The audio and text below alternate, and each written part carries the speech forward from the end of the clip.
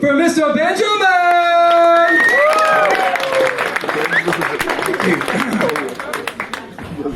You know, I've had some complaints after my last performance that I do way too much politics and not enough puns, you know? So today I decided to switch things up a bit, make a nice little pun sandwich, panini, if you will. Fuck, it's not working. Back to politics. There's a humanitarian crisis in the United States. Donald Trump is holding foreigners in captivity. Of course, I'm thinking of Melania. In the UK, Boris Johnson is the new Prime Minister. He's often described as clownish, disorganized, and generally blowing in all directions. And those are just quotes from his hairdresser. Just like the United States, Zurich has a big problem when it comes to migrant caravans trashing the place. Here it's called Street Parade. No, I was in Budapest the other day, and it turns out that's where the escape room was invented. I always thought the escape room was invented in a basement in Austria. Oh shit. You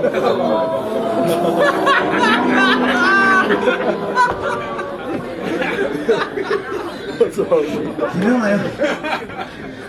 I get really afraid by all the news about the pedophile gangs, you know? There's Epstein, there's Cosby. If you don't know what Bill Cosby did, then you must have been asleep.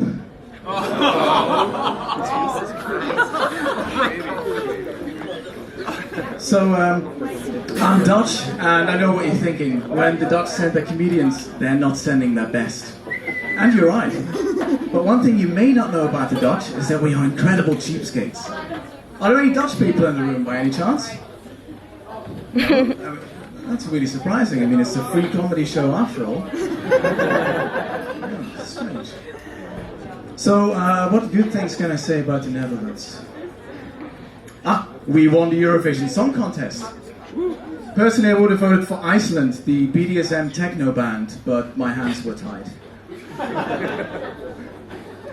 Have any of you gone to the Klimastreik, you know, the climate demonstration? Let's see some hands. 1, 2, 3, you're not really sure? Okay, yeah, nice, good. I mean, I love saving the environment as much as the next guy. But let's be honest, there were a lot of fucking hipsters there, weren't there? You know, hipsters wear palm oil in their beards, eat avocados every day, and every year have to go on a big world trip of self-discovery. Ugh. Ugh. Anyway, I was in the Philippines a couple of months ago, enjoying a nice avocado smoothie at the beach, and treating myself to a nice vegan Indian curry. Of course, I couldn't eat any of the local food because that contains meat and is bad for the environment.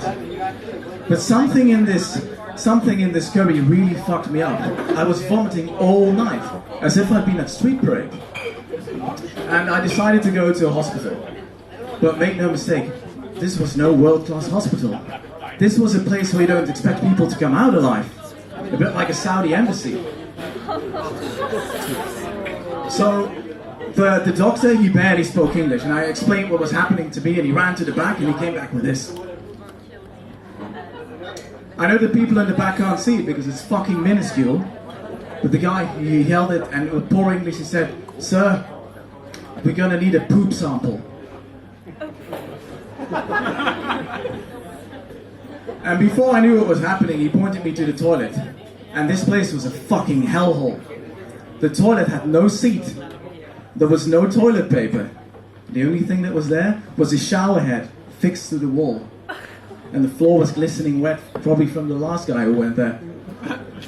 And immediately I started thinking about the logistics. I mean, how am I going to get this poop sample without shitting over my own hand? But I mean, I thought, I could be sick. I was really in the middle of nowhere in the fucking jungle. I thought, okay, I have to do it. So I started squatting on this toilet, and I couldn't do it. I just couldn't do it. And then I thought about the Swiss contribution to the Eurovision Song Contest.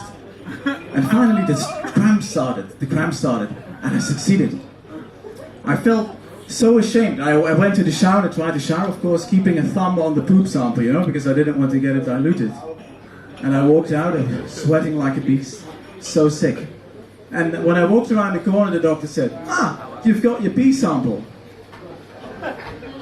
Thank you guys.